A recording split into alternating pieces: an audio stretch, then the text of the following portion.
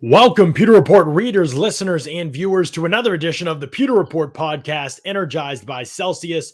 I'm John Leonard from pewterreport.com. With me on this Losers Monday, really is what it is, Scott, is Scott Reynolds from pewterreport.com. Losers Monday. I don't know if we should, hopefully we don't have to do this again this year, but yeah, no fun.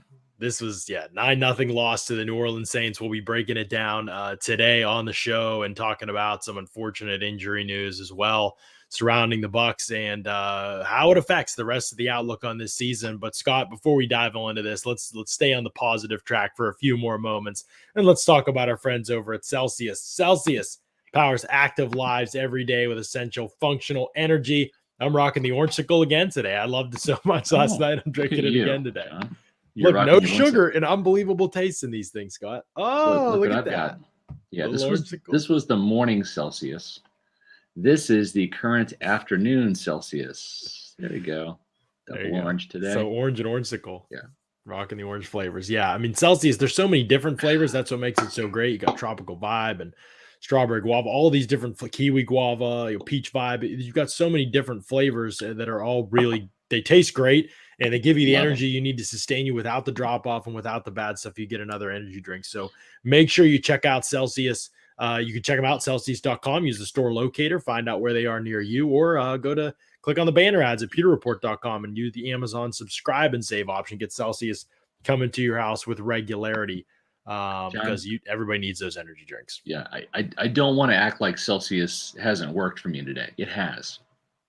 I'm just 49 years old and I'm like super tired from last night. Okay. So I feel like here's the thing. Like this Celsius worked okay for me. It like woke me up and I'm good. It's 4 o'clock, right? Mm-hmm. I'm good. I'm going to go work out at the gym in about an hour. And I just wanted like an extra boost today. Now I realize that this is going to keep me up till about 2 a.m. now. So I'm not going to sleep tonight until later, but that's okay. Because we got a movie night planned with the kids, probably do a double feature. So I'm not going to be tired at all. There you go. Perfect. I love it. No, I think that you're exactly right. You know, we cover a sport for a living. Like we're not going to complain about our jobs or anything like that. We love it, even the night games. But yeah, I mean, night games is usually by the time we get off the show and we get the content up and all up on the site, as people can see. If you go over to pewterreport.com, we've got a ton of articles up there. We've got something like 15 articles up since the game ended or something like that. So there's lots of good content for people to sink their teeth into or cry about, I guess, if it's in the situation we're about to talk about. So we definitely appreciate that. And then we're up early to get snap counts up and mailbag up as well. So lots of good content. Encourage people to go check it out. Unfortunately, one of those pieces of content is about Chris Godwin and his situation with his knee is that it is a torn ACL. If people haven't heard and they're jumping into the show for whatever reason, Chris Godwin has torn his ACL and is done for the year. So it was not the sprained MCL that Ian Rappaport reported that it was earlier in the day. Instead, the MRI revealed that it was a torn ACL for Chris Godwin. So a devastating injury. Let's just talk about it from his personal perspective first and then move to the Bucs side of things, Scott, because obviously for Chris Godwin, playing on the franchise tag, he's about to hit free agency. And this is kind of a huge deal for him because it happened at the end of the year, especially. Like if it happened in September or October, I would just say I don't think it matters very much. But I will say Bud Dupree, he still got paid and his injury was maybe a little bit earlier, a week or two before Godwin. So there is some precedent there. There's a couple other cases you could kind of compare, I think, to Godwin's. I think Wes Welker's injury was somewhere around the same time. So you could compare some other injuries to his and say, okay, it's still going to be okay. But here's the difference, in my opinion. Bud Dupree was never going to reset the market. Like, good player, he got paid fine. Right. And if Godwin gets paid fine, everybody will understand why. But Godwin was about to not reset the market because he wasn't going to get to Hopkins, Julio level. Right. But he was about to be one of the, he could have been in the conversation pushed for with the cap going up, top 5 type receiver money. And now I just wonder if that is off the table for him. And if he takes a shorter deal, I wonder what happens with Chris Godwin's situation. Here's what I kind of know / been told. And this is not like fresh information from today. This is information going back to the summer, going back to when Chris Godwin was given the franchise tag last year. The Buccaneers realized that Mike Evans is one of the selfless people in the organization, the most selfless probably on the whole team. but they also want to respect his hierarchy, right? Because Mike Evans is a future Hall of Famer. He's got 7 1,000-yard seasons to start his career. That's never been done before, and he's on his way, hopefully, with with his return sometime later this year. In one of these next 3 games, he can hit 1,000 yards and make that number 8. But with him making just over $16 million per year, and Chris Godwin with the franchise tag just under 16, the franchise ideally would like to, in the hierarchy of things, have Chris Godwin get the 1A money, and Mike Evans get the 1A money, and Chris Godwin get the 1B money. Now, if Godwin were healthy, maybe he does kind of reset things, and maybe he still gets that, that coin. Maybe he gets 17 million per year, whatever. I don't think Mike Evans is going to complain. I don't. No, but I just think that the Buccaneers ideally would like to kind of have that little bit of hierarchy there, and maybe this injury happening now allows that to happen. We'll see. The good thing for Godwin is what he needed to do was get 1,000 yards this year, because in 3 out of the 4 years that he had played prior to this season, he had one big breakthrough year back in 2019. He played 14 games that season and had 86 catches, 1,333 yards, 9 touchdowns, and a career high 15.5 yard average. Right. It wasn't like Chris Godwin had anything to prove last year, because he's already proven he is the blocker that Bruce Arians wants and needs in the slot, and he's also that receiver, right? That guy who is playing that Hines Ward, Reggie Wayne, Larry Fitzgerald type role in his offense. But last year only played in 12 games, 65 catches, 804 yards, 7 touchdowns. So there was can Godwin? Is he a 1,000-yard receiver? Is he like? Well, especially because remember last year I think his numbers per game were like even better than this year. I want to say I'll have to run the numbers again and double check, but remember he missed 4, really more than 4. He missed 4 complete games, but he was also knocked out of 2 different ones before the end. He had a concussion. He had the broken finger. And I believe he had a hamstring injury as well. So listen, he's a tough player. He's a physical player. But the great thing for Godwin is he suited up for all the games, and then gets hurt in this one here, and that wasn't his fault, right? It's not like that was a conditioning thing where he pulled a hamstring, whatever. And listen, hamstring injuries, they can just pop up. I mean, you saw that with Fournette and Mike Evans. Yeah. But I think Chris Godwin did what he needed to do this year, which is to prove that he is a 1,000-yard plus receiver, not an 800-yard guy like he had been in 2018, and like he finished last year with 840 yards. And I think all is going to be well for Chris Godwin moving forward. Yeah, here's where it gets interesting with Chris Godwin, Scott. You mentioned some of the money that you were throwing around there talking about. Evans right now is on an average per year deal, 16.5 mil. That was given out years ago. And so there is no way Evans understands the market. Like, he understands the fact that the market changes and turns over. And so Chris Godwin is almost certainly going to make more than Mike Evans on a per year basis, whether it's from the Bucs or somebody else. If you look at wide receiver contracts given out more recently than Evans' contract, you're looking at comparable ones. Keenan Allen and Amari Cooper making 20 mil per year on average. And Chris Godwin is absolutely in the conversation with Keenan Allen and Amari Cooper. Maybe you could say he's not in the healthy Hopkins conversation or Julio when he was in his prime, when he got paid, when they were at the 27, 22 per year that they're making. But in the 20 mil per year, that's where the conversation starts if Godwin's fully healthy, hits the market. I think that's where his conversations start, or in that 19 to 20 mil per year type of range for him. Now is he still in that range where he'd be, in the conversation with the Keenan Allens, the Amari Coopers? Michael Thomas got 19 mil per year. All those have been more recent than Evans, with the cap going back up. Now, I think that's the question for Godwin. Is he still in those top tier discussions, or is he more in the Evans, Tyler Lockett, Allen Robinson range of like the 16.5 to 17.5 range? I think that's a great point, and a kind of a great question that'll be answered this offseason when these two sides kind of go at it. But at the same time, I think Chris Godwin, there's a couple things we can say about him. He loves being a Buccaneer. He wants to stay here, right? Yeah. And we even saw Shaq take less than market value to stay with the Buccaneers because he's such a great fit for this system. And I think that it's the same thing that holds true for Godwin. He knows he's a great fit for Bruce Arians' offense. He knows that. And he loves catching passes from Tom Brady.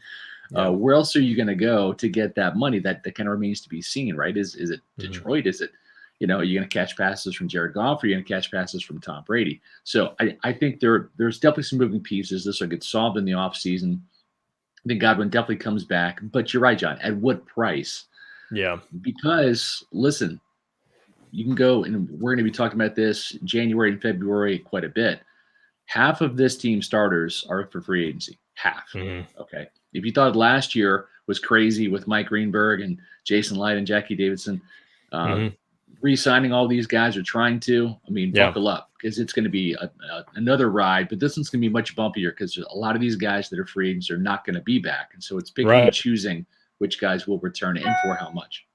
Right. I think that's part of it is some of them they won't want back, especially depending on how the team finishes this year.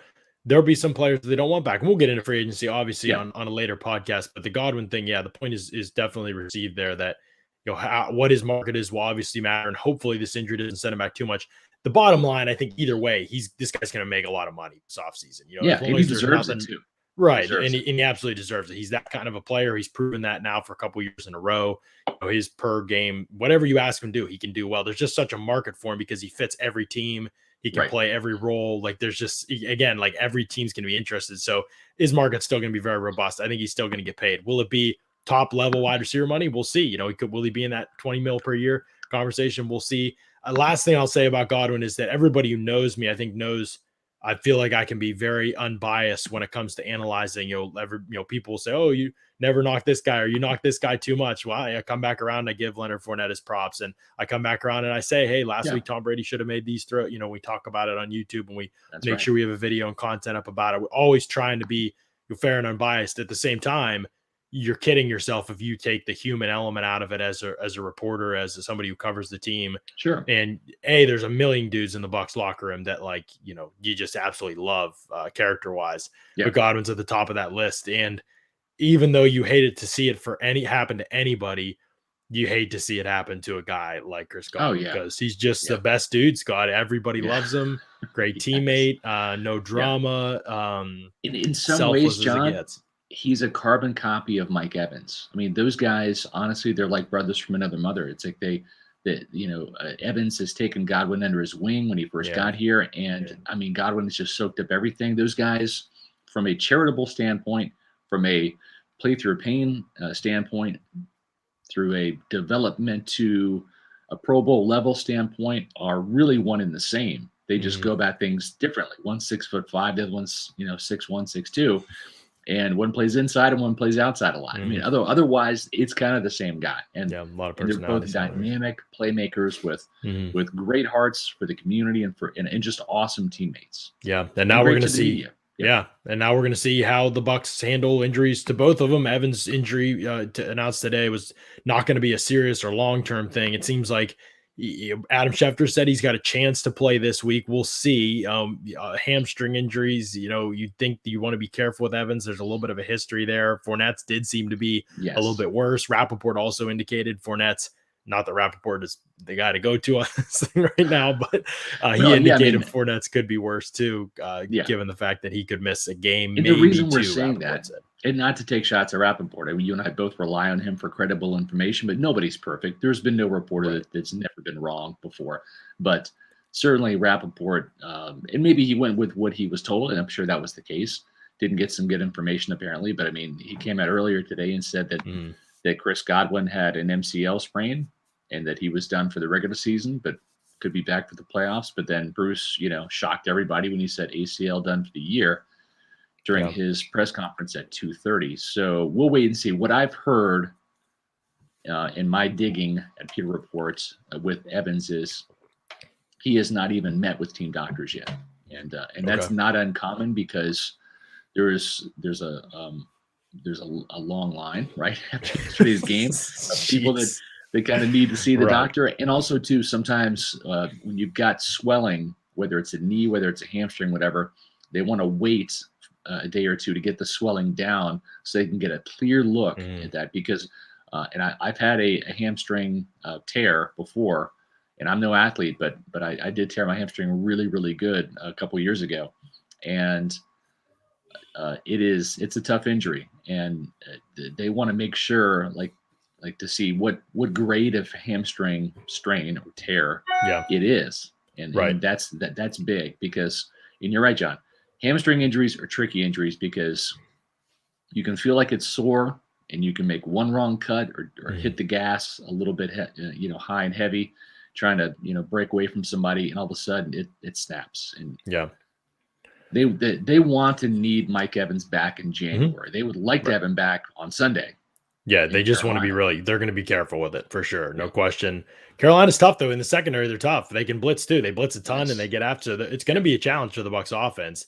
Defensively, it should be performance very similar to the one we just saw, I think, but we'll see if that holds up. Carolina against Buffalo, and the thing that really impressed me was they blitzed the hell out of Josh Allen. They got 4 sacks. They got 36 sacks on the season, 11 for Hassan Reddick, the new Panther this year, 9 or 9.5 for Brian Burns. So they've got some guys that can get after the quarterback. We'll talk about that on Wednesday. Make sure you join us Wednesday for our preview podcast, and also make sure to hit the subscribe button and the like button.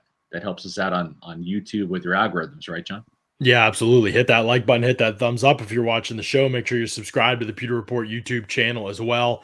The Godwin injury, there's been a lot of conversation about whether it was a dirty hit or not, just amongst fans, and I'm definitely not going to wade into fan fighting on Twitter or say anything about it on there, because I will be pulled into endless conversations between fans ripping on each other for no reason at all. I'll just say that the injury is definitely not illegal, or the hit was definitely not illegal. It's a legal hit. Bruce Arians did bring up a good point today, and he said, it's something we'll have to look at in the offseason is, we're so worried about protecting guys' heads, which obviously everybody understands, including Arians, but the guys are, getting hit in the knees instead. And so we're getting a lot of knee injuries. I agree with them. There's no perfect way to go about it. It's pretty hard to ask defenders to do any, it's just hard. It's a bang, bang game. This is part of it. That sucks, but it's just part of it.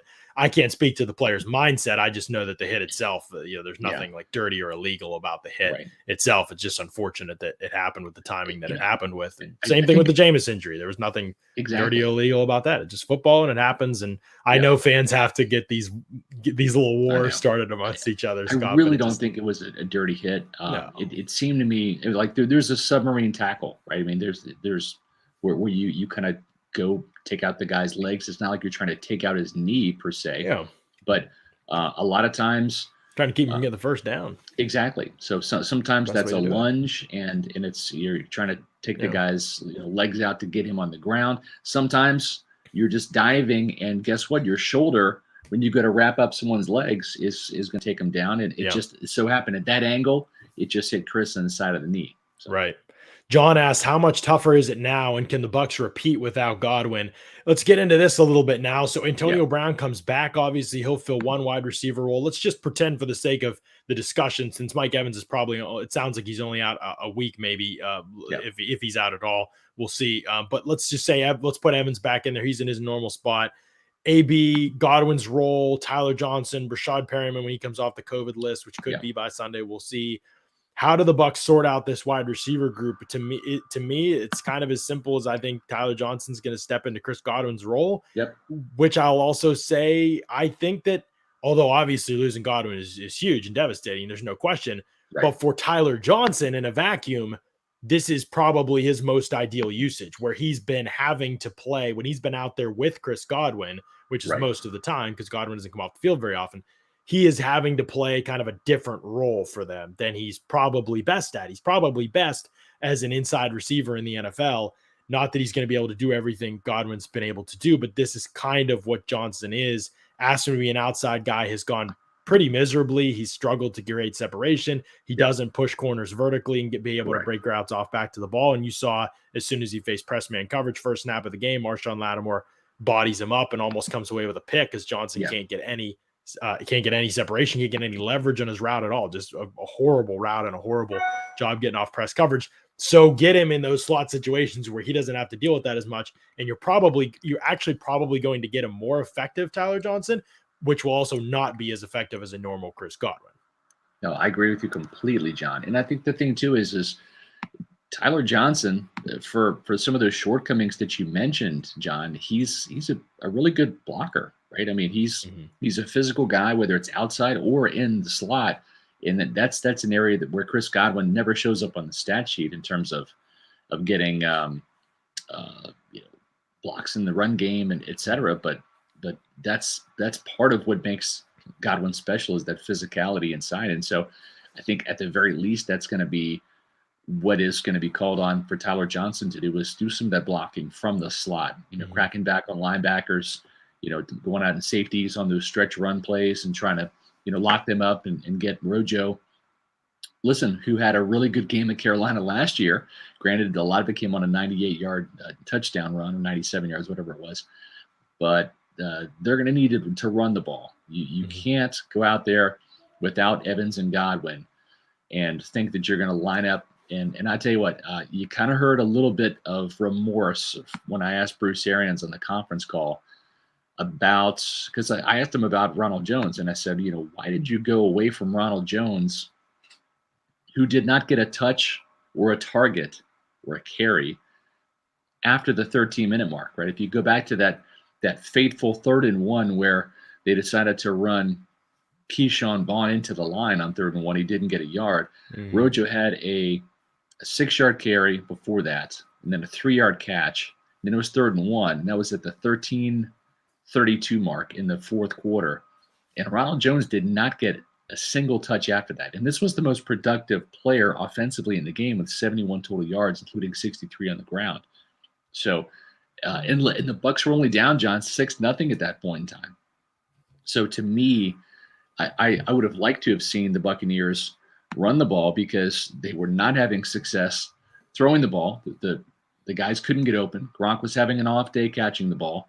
Brady was under pressure because of the coverage sacks. The offensive line was getting physically whipped up front on some of those sacks. So what they were doing, and doing well, was actually running the ball. But you just saw the Buccaneers just abandon that for whatever reason in the 4th quarter when they were trailing by 6 points. I mean, you need a touchdown drive and you go ahead 7-6.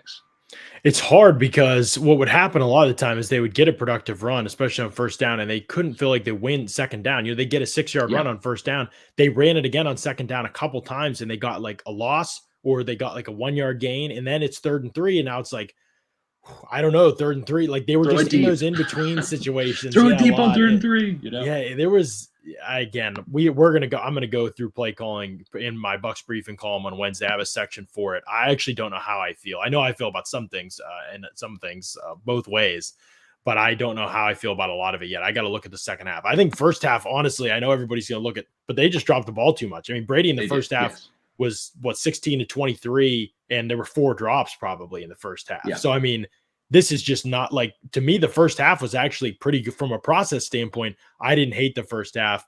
I just hated some things in the second half from a process standpoint. But Scott, I think when you look at the wide receiver group right now, just because, like, we are trying to think forward to beyond this game, and I wonder, I think there's going to be an element of Tyler Johnson replacing Chris Godwin, like 1-to-1, but also I do think they're going to have to try and figure out how to replace some of the quick hitters, the screens and things like that. And I don't know if that's Tyler Johnson's thing as much. I mean, he's definitely done it. He can do it. I think it's Antonio Brown, John. Right. And using, so there's going to be some interchangeableness, I think, between like AB is going to play do some of the things Godwin did. Right. But I think a lot of the inside work is going to be Tyler Johnson in these situations too. No, I'm with you. Exactly. But it will be maddening, Scott, if Tyler Johnson is playing more snaps than Antonio Brown, just because of the role. Like, they play different positions. If Bruce says after the game, I'm going to be like, no, dude, like this can't happen. Like, you're right. This can't happen. You have to wonder, John. I mean, they got to find something for Jalen Darden to do, right? I am losing faith in this guy. I have something for him to do. Yeah. Sit at the bench. Sure. Okay. All right. So you're on the record. Sit on the bench. I second that. Listen, this guy's not impressed me outside of one punt return, right? We had a long punt return. I'm just not impressed by him in the return game. And he really struggles to run routes and run them effectively, and also struggles to catch the ball, as we saw in Washington. He had a perfectly thrown Tom Brady pass bounce off his hands and into the arms of a Redskin defensive back. Guys trying to sabotage Tom Brady's MVP campaign this year. Yes, no doubt. No, I'm kidding. I mean, he's a young player, and I don't want to be too hard on him. Obviously, right. But I'm just saying, if you're trying to find something for him to do, right, and you think that he can be a little AB-ish, then put him in that wide receiver screen game, right? Because listen, he's not the guy you want out there blocking, right? He's not that wide receiver that's going to post up a corner as AB is getting the ball on a wide receiver screen. You don't want that. You'd love to use him in that capacity. You're right. So get him the ball in that and see if he can make some guys miss. Can he keep his feet? I mean, you're right. That's the usage for him. And if he can't be effective there, it goes back to your question. What did they find for Jalen Darden to do? Like, it's that gif from what's it called where they're like, what exactly do you do here? Like, that's what it's going to become with Darden at some point here. Now, Scotty Miller factors back into the equation here too. And again, obvious, it goes without saying that the Godwin thing is a loss, like, period. It's just a loss. Like, it's a negative. You're not going to ever be at positive after you lose a player like that. But I think as having a player like Scotty Miller now back in the mix of things a little bit could help. He was the one player, and I'll be curious what my observations are when I go to the tape, but I felt like when we were getting replays, like Scotty Miller was beating the corner vertically, and then the safety was coming over to help. And so it was like, okay, he's taking two defenders. He's playing Mike Evans' role, and the Saints are defending him like they defend Evans, because why not, given the fact that they're just trying to prevent a big play, and he's a big play guy. And like, I'm just not sure how much else Scotty was supposed to do, given the role that he was playing in this game. I think the other guys, things were opening up for the other guys. You saw Darden one-on-one several times. But it was, it was Lattimore just clamping, you know what I mean? And they just doubled Scotty with everybody else. So I don't really put it as an indictment of Scotty as much as some of the other guys. But again, it's not really an indictment of anybody so much as it is the Saints are probably a top secondary in the NFL, and you're without, 4 of your top 5 receivers, 3 your top 3 receivers. It's just not going to go well, like, period. So that's why, as I thought more last night and some of the emotion from seeing the loss wore off, Scott, I just said, I don't know how much, like, I get everybody's going to react to this game, and the game was ugly. Yeah. I don't know how much we can project moving forward based off this game. Like, there's not the Bucs O-line. Are they going to get whooped like every week? I don't think. The large sample size tells us they're the best group in the NFL. I'm concerned about the Panthers game just from that perspective, just because the Panthers are unique too. They really speed rushers. That's they're very totally different physical body types than the Saints, like completely opposite basically. And 2 speed rushers on the outside, but you got to watch the inside spin. So we'll talk a lot about that on Wednesday, obviously. But I just think the offensive line's going to, for the most part, play way better than this. And you're probably not going to drop 7 passes in a game every week. And you're not going to be without all your top weapons in the course of a game, losing them in the course of a game. That's different, right, Scott? Like, you've game planned for these dudes to be in there. I don't care who you are. Like, it's hard to totally go to a new game plan when you lose 3 dudes in the middle of a game. No, you're right. And at the same time, some of those shot plays, and we call them shots because Bruce Arians likes to take some deep shots. It's a vertical-based offense, right? So some of these shot plays, Scotty Miller probably didn't get a lot of practice reps in there for Mike Evans, right? Running those shot plays that they were going to have in the game. So a lot of this is you've got some guys playing second team or scout team that are now starting, right? And they're used to kind of playing, well, this is what the Saints are going to run on offense. And now all of a sudden it's, well, we need you to run our offense because we've lost our 2 top starting wide receivers. The good news is, sounds like Brashard Perriman's going to come back from the COVID protocol. Bruce Arians seemed pretty optimistic about that. So again, John, as you said at the top of the show, Tyler Johnson in the slot, Antonio Brown at the Z receiver, and then you've got Perriman at the X, right? So that looks like it's the starting lineup right there. Yeah. And Scotty will probably split some. Well, Perriman, I guess, has played the Z too. So we'll see how they do it. I mean, AB's played plenty of X. He could honestly replace Evans in a lot of ways in this game because AB does play the X receiver position so well. Right. And he's so good at getting off press coverage. So AB's versatility is a real asset here. He can play all 3 receiver spots and do really well. He's obviously not known for his blocking, so he's not going to be used in that way. But pretty much everything else you want him to do in terms of being a pass catcher, he can do. He can win down the field. He can be press man coverage on the outside. He just gives you a huge variety of ability at the receiver position. So could be some versatile usage. Yeah, I was about to ask you this, Scott. Like, what about OJ? It's the weird mixture of things right now with OJ. He played 10 snaps. Cam Brate played 20, so they didn't even really use tight ends more after everybody went down. Right. Given how Cam Brate played, I'm not sure I disagree with that. Like, it just kind of was like, damn if you do, damn if you don't type of situation to me if you're the Bucs.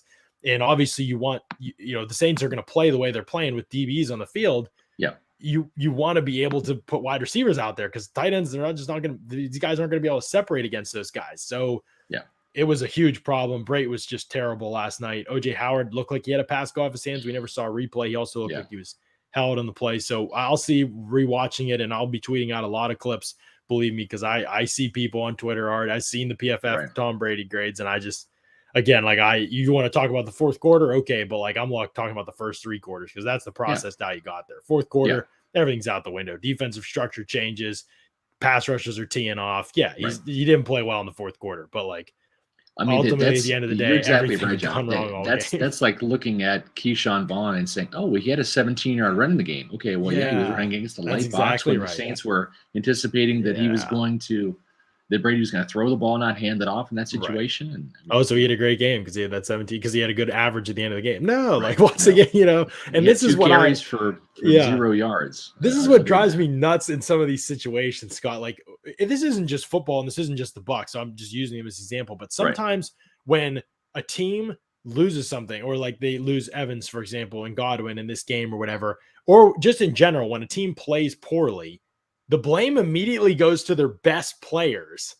Like the blame immediately, whether they were bad or not, rather than the worst players who had to play a bigger role and weren't good. Like, I never understand that. Like, sometimes, like, these are team sports. Like this, I mean, even the NBA is, who I'm a big fan of, it's a team sport, but it's a little bit different in that, like, there's only 5 guys, so one guy can have more of an effect. But in football, like, it was the Saints game. Nobody wanted to talk about the fact that Joe Haeg almost got Tom Brady killed in the first quarter of the game because he couldn't block anybody. Because it's not fun to talk about Joe Haeg.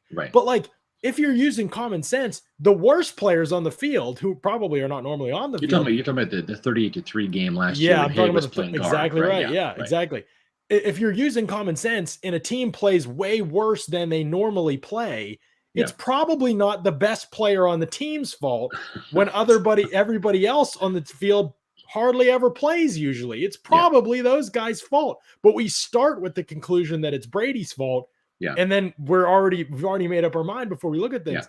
I mean, it's more likely that it's Scotty Miller, Jalen Darden, and Tyler Johnson, and even Rob Gronkowski in this game, Cam Brate's fault, than it is Tom Brady's. That's just common sense. It's perfectly fine to say, Brady has not played well against the Saints. Right? It's perfectly fine to say that. You can say he's got 8 touchdowns and 8 interceptions, including 2 pick sixes, and not all of those were his fault. And he's winless against the Saints in the regular season. That's all fine and good, and that's real. But it's not all Brady. And there were so many contributing factors that led to some of those Brady poor performances. It's not Brady's fault he got sacked.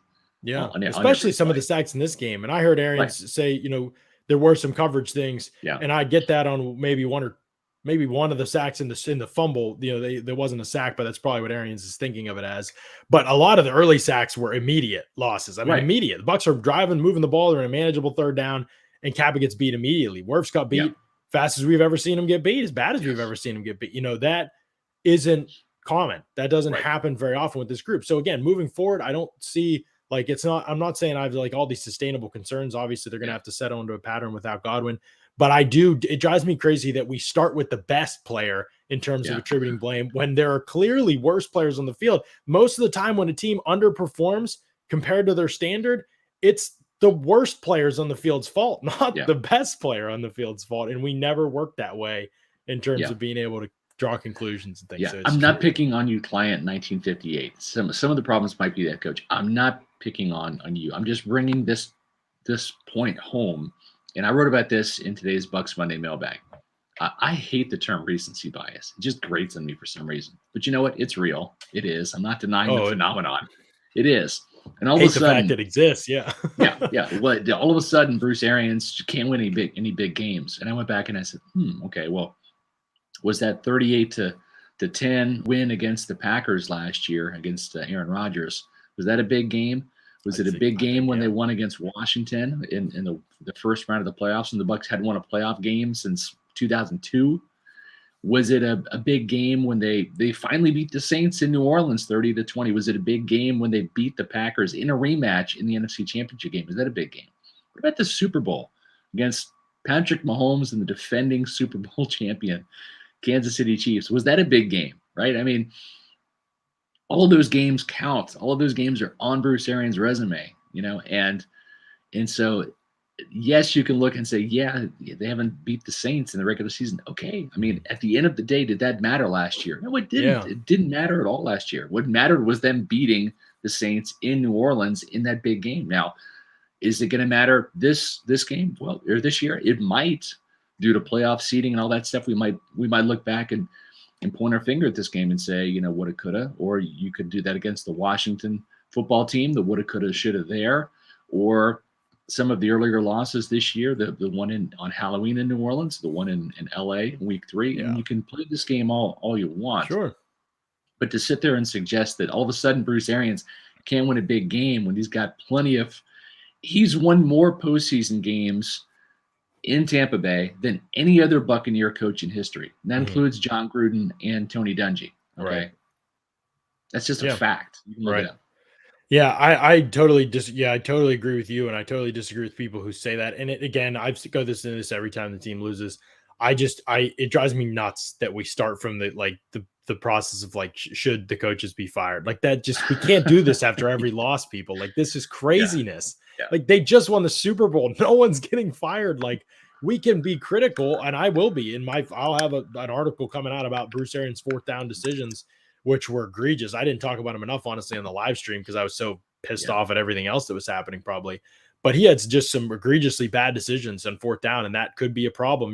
He's not been good at that since he came over in terms of following the numbers since he's been the Bucs head coach, and that could be a problem that plagues him down the road. So we'll see. There are things I'll knock on. There are also obviously awesome things, and you can do this with every single head coach in the league. It doesn't matter who they are. You can talk about the positives and the negatives. Every fan base does it.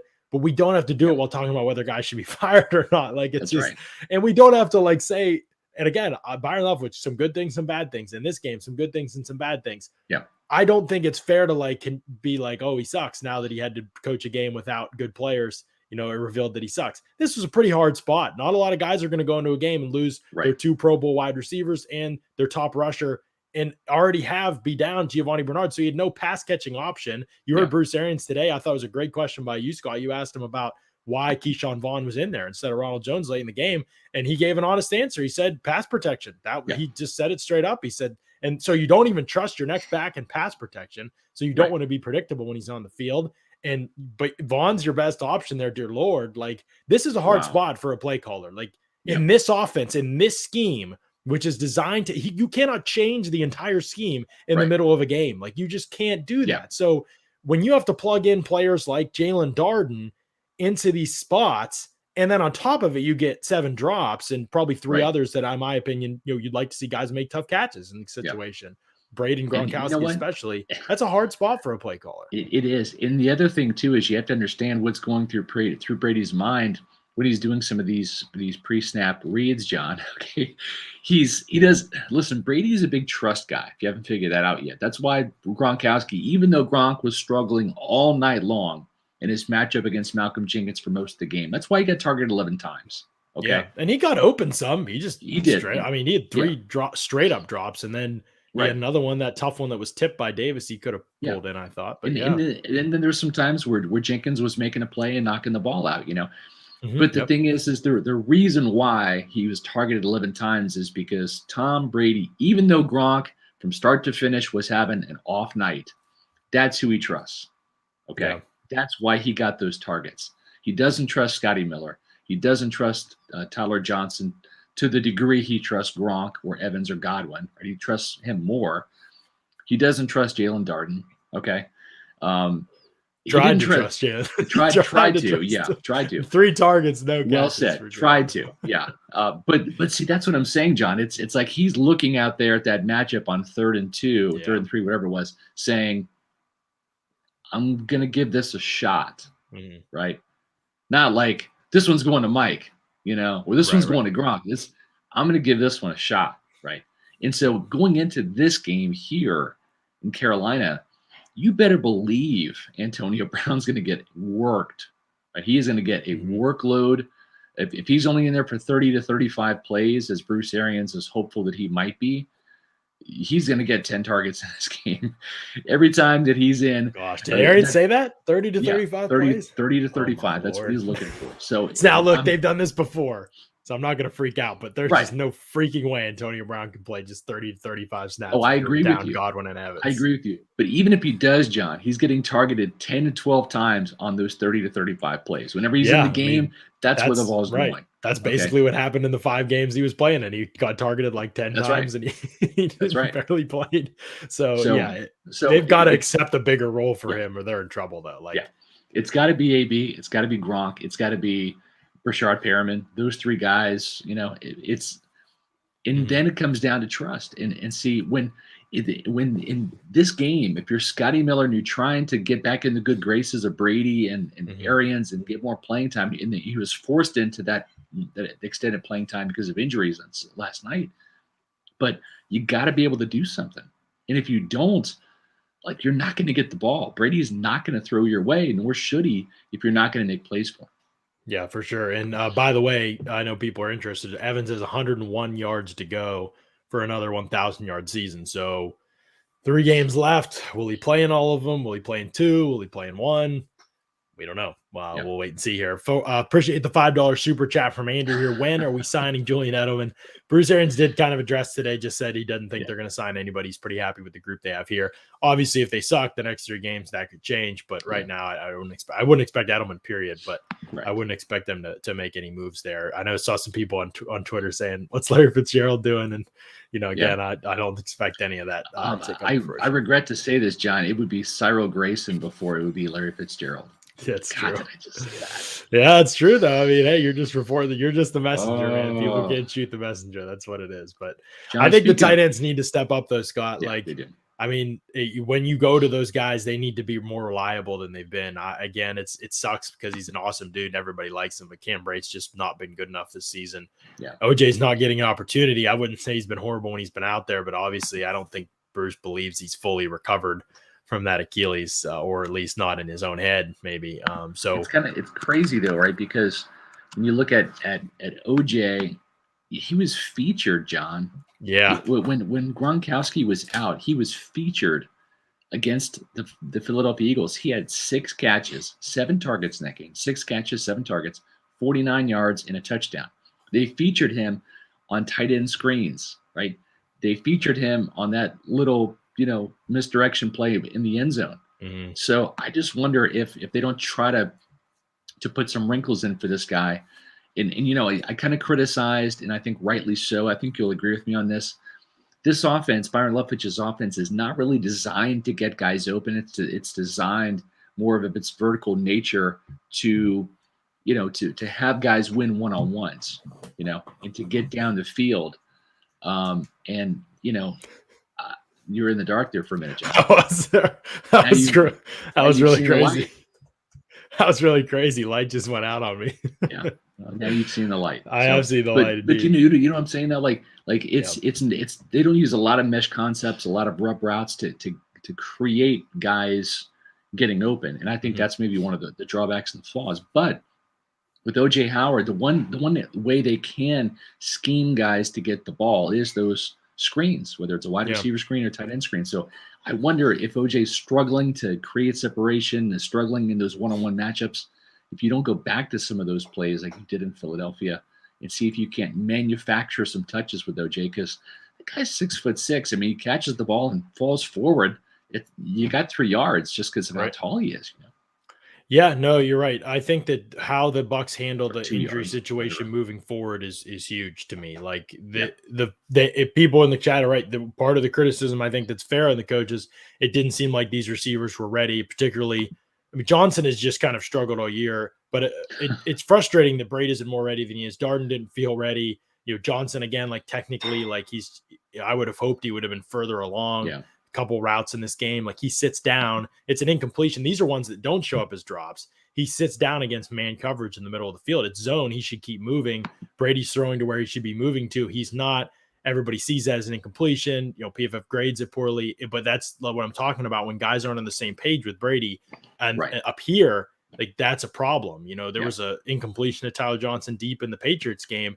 He slowed it down and broke off his route when he should have kept going vertically, just messed up the read. And it's a touchdown, probably a long touchdown from Brady if he doesn't do that. And those are the kind of the hidden things that people don't see. And that's why I'm always saying, like, if you go to anybody for football analysis other than people who watch the game and the tape and rewatch the game and the tape, you're just missing out. Not because those people are always smarter. They've literally just watched it and seen what's happened. And most people have not, because TV broadcast just doesn't show you everything. And so that's where a lot of these hidden elements are to this thing. And so when Bruce Arians gets on, he's like, I'm disappointed in the young guys. He's not just talking about drops. He's talking about the way they ran routes. He's talking about the fact that Jalen Darden got completely stacked by Marshawn Lattimore and couldn't get even by him when Brady's throwing the one-on-one vertical ball. That's a shot he's got to take in those situations, and Darden's not giving him a chance. And so that's what the kind of stuff Arians is talking about. So it's got to be better. We've talked a lot about the offense, Scott. I want to talk about the defense too. Well, before we do that, John. Yeah, I was going to say Manscaped. Like that. We do, right. And this leads us into the defense too in some ways. It does.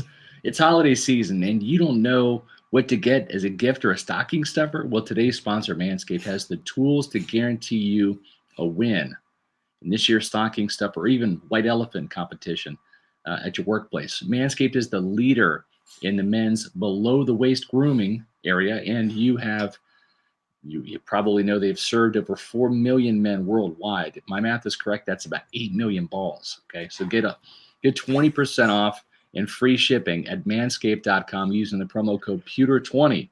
Ho, ho, ho, fellas, naughty or nice, it's the season to perform. Manscaped's best-selling product is the Performance Package 4.0, which is at the top of every man's wish list. So, like, if your wife or girlfriend is looking for that last-minute gift for you, tell her Manscaped and tell her to use the promo code PEWTER20 to save 20% and get free shipping, because the Performance Package 4.0 comes with the Lawnmower Body Trimmer. This is the best trimmer on the market for your balls, your butt, your body, and the Weed Whacker ear, hair, and nose trimmer. This is something that I use on the regular. There's no snags. It works fantastic. This alone is worth the purchase.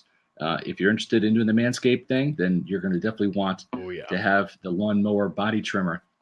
Don't forget, comes with great crop reviver, crop preserver for your balls. Keep them nice and smooth, well polished, and smelling good. And also, John, the Manscaped boxer briefs and the travel bag, which they call the shed. This thing is worth the money alone. It's quality, and it holds all your Manscaped goods in there. Listen, the dads can't stop talking about this. The teens secretly buy it, and the women in your life will love you for it. So make sure that you make it a Manscaped Christmas or holiday season. Get all of this package.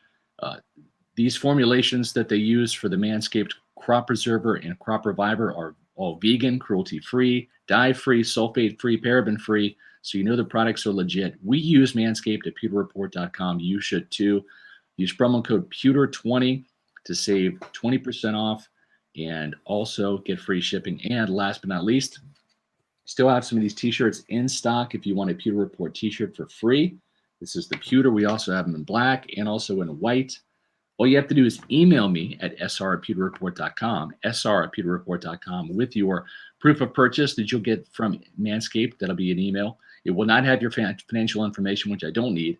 It will have your address, which I do need to send you the free shirt. So when you send me that email at sr@pewterreport.com, hey, I took advantage of the special offer, and I got the Weed Whacker, I got the Lawnmower, I got the Performance Package.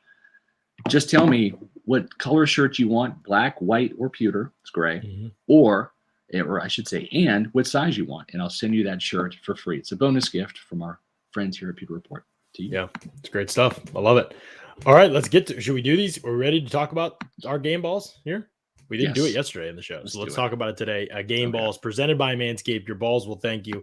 Before we get to the actual awards, I want to just say, defensively, this was a really good performance, and I know that the Saints suck on offense, so there's a tendency to dismiss that, and maybe that's fair.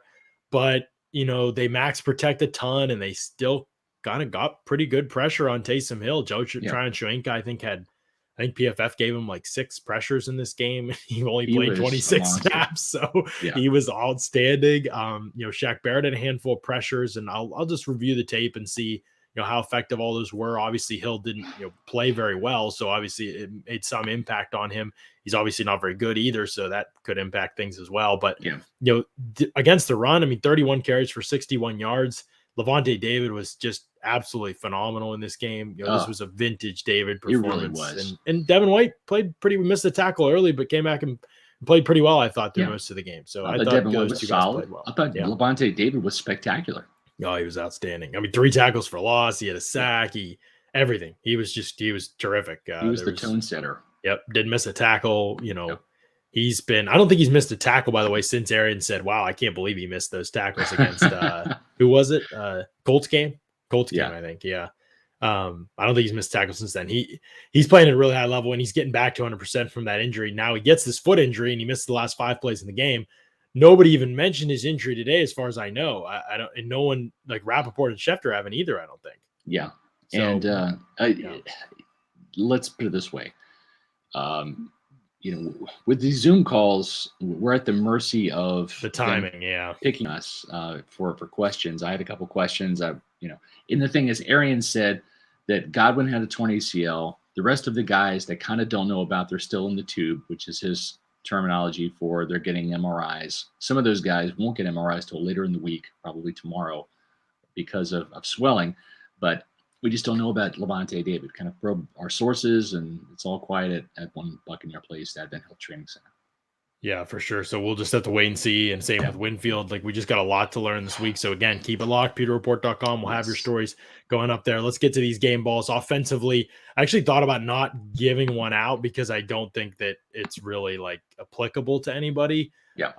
Especially because I was going to give it to Ali Marpet, and now, I want to see I saw PFF gave him 2 pressures, and it's still best performance in the group, I think. But I just want to kind of see, wait, and evaluate things a little bit more before I, say somebody's good that wasn't good per se in this game. I mean, obviously we want to probably both give it to Ronald Jones, but I do go back to Brady. What are you doing? What are you doing catching both of your passes, Ronald? What are you doing?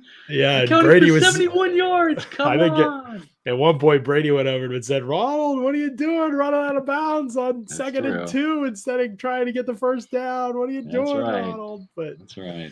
It's always something with Ronald for sure. And so we'll see, and he said, I think he and Aaron, he's gas coming out on that 3rd and 1. And I don't know, but I guess he was the most productive player out there in this game. But really, personally, I don't think anybody deserves it on offense. And then defensively, I would just say, but I mean, okay, let me do this. I'll give it to Chris Godwin. Not, he ended up leading them in receiving in this game despite being hurt in the first quarter or something.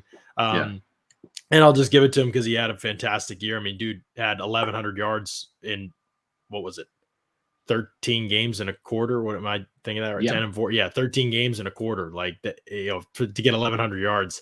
Almost caught 100 balls. I mean, his numbers in 13 games basically are what most guys would hope to get in a year.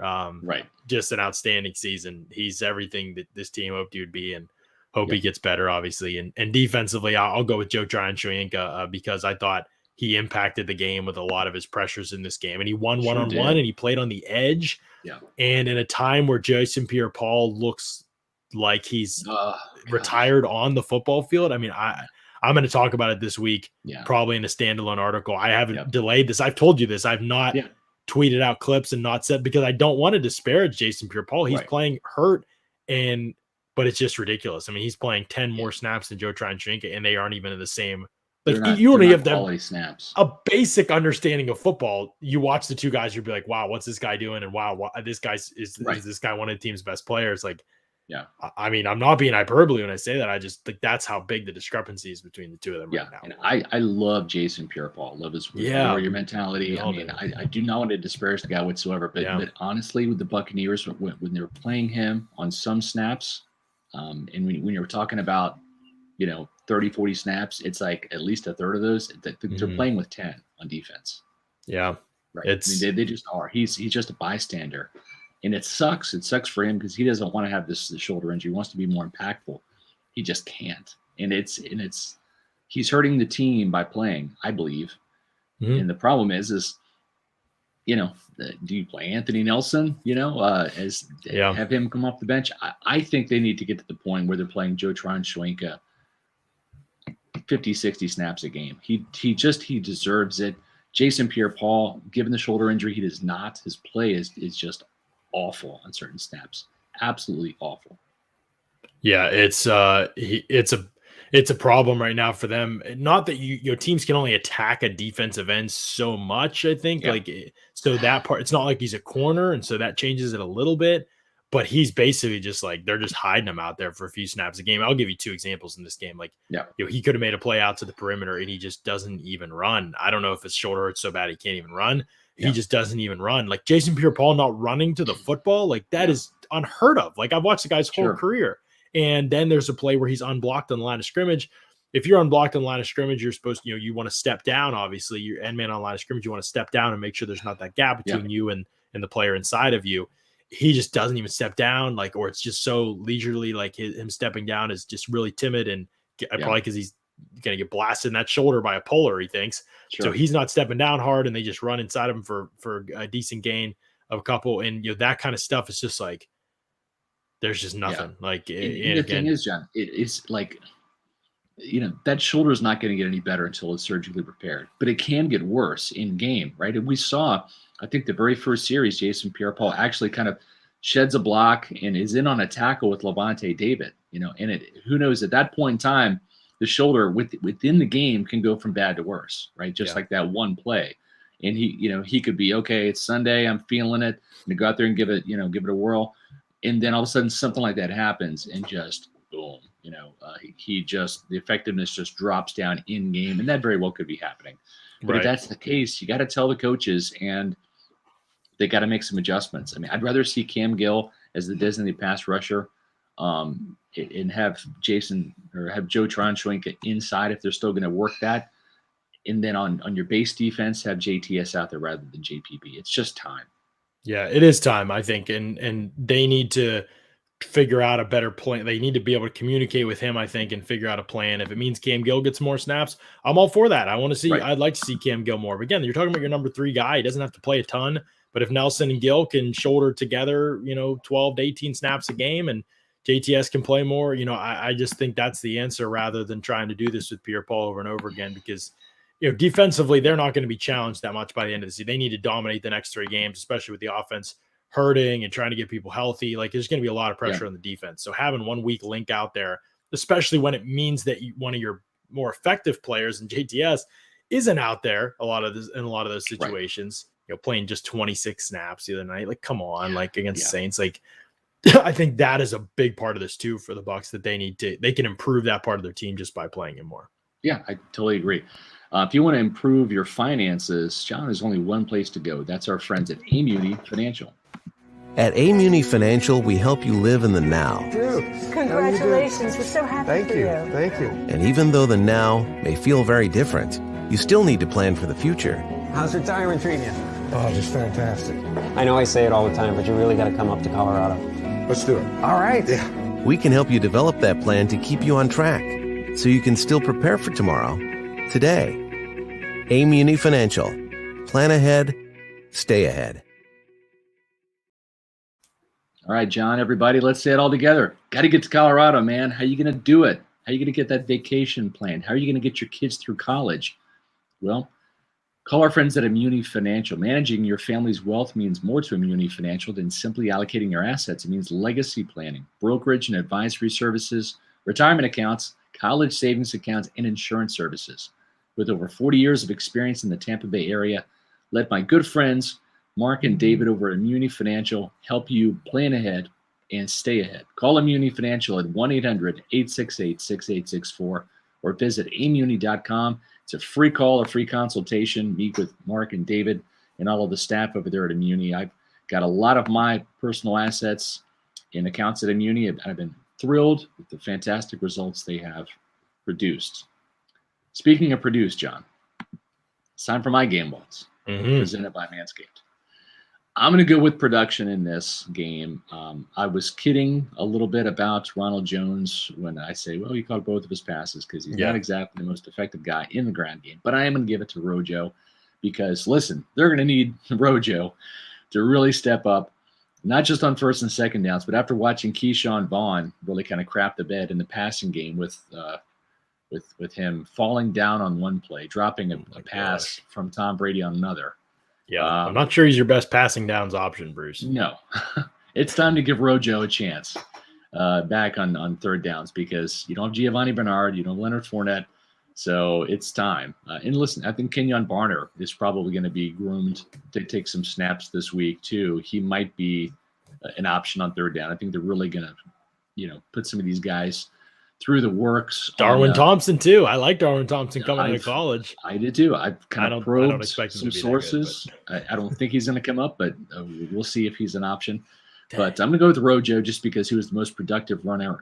He needed this game, I think, to kind of help get him mentally prepared for being that running back. And that's one thing Bruce Arians said today, John, was, this is kind of a role reversal, right? This was Leonard Fournette taking over for an injured Ronald Jones down the stretch in the playoffs. Now it's Ronald Jones's turn to flip the script and become that starting running back and really take the reins of this. And, Rojo had a great game at Carolina last year. They're going to need a similar type of performance. He didn't have to get 196 or whatever he had, but 100 yards from Rojo on the ground would be great for the Buccaneers on Sunday. So I'm going to go with Rojo there on the offensive side.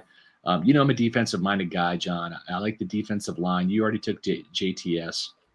But I said this on our group text last night. Levante David was the best defender on the field. He had a game that really reminded me, very splashy game, those tackles for loss, the sack, reminded me of Levante David in his prime. Not the 30-year-old Levante who's been a steady Eddie, but a guy that's really splashy. And he needs to kind of catch some fire if he can get healthy from this foot injury.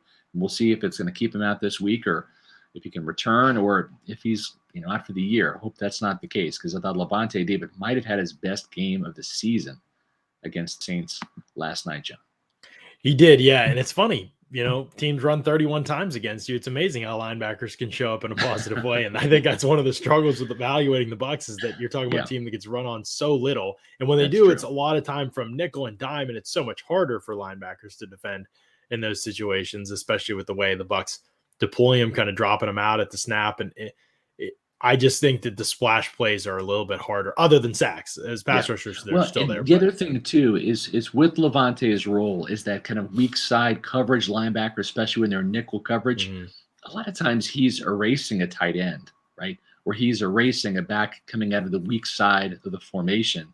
And so just because the quarterback doesn't throw to the tight end or doesn't throw to the back or maybe even doesn't throw to that inside slot receiver on the weak side of the formation and allow Levante David an opportunity to pick off a pass or knock it down or force a fumble, doesn't mean he's not doing his job, right? That's the thing. Sometimes if you're Levante David and you're blanketing your guy, you're not getting any of those splash plays because they're not coming your way. And that's a good thing. That may not show up on the stat sheet, but it's showing up in the attaboy column when the coaches go back and grade the film. Right, for sure. And so, they'll need a lot of contributions from everybody. I think we've talked about this at length, and we'll wrap up the show with this, but just the secondary, what it's going to look like, Scott, moving forward. We just don't know. We don't know what's happened with Jamel Dean. We don't know what happened with Winfield. There's just a lot of unknowns. And so we're just going to, that in the receiver group right now, totally up in the air. The Panthers are the second-ranked pass defense in the NFL this season in terms of yards allowed per game, at least. This is not going to be an easy game. Not with these injuries. Offense. No, this is not going to be an easy game. This is going to be now the great thing for the Buccaneers. They win this game, they win the NFC South, and they guarantee that home playoff game. So there's a lot on the line, folks. I know it's Christmas week. I know we're in the midst of the holiday season here, but do us a favor. Make sure that you tune in for Wednesday's podcast, and make sure when you're doing that, and you can even do it today, subscribe to Pewter Report TV's YouTube channel and also hit the like button. That helps us with our algorithm. It allows more Buccaneer fans to find out about our content on YouTube, which is important. Pewter Report TV, hit the subscribe button and like, and stay tuned to Pewter Report pewterreport.com all week long, because this is a critical week for the Buccaneers. A lot of injury news happening. John, you got your Bucs briefing column coming out. Yeah.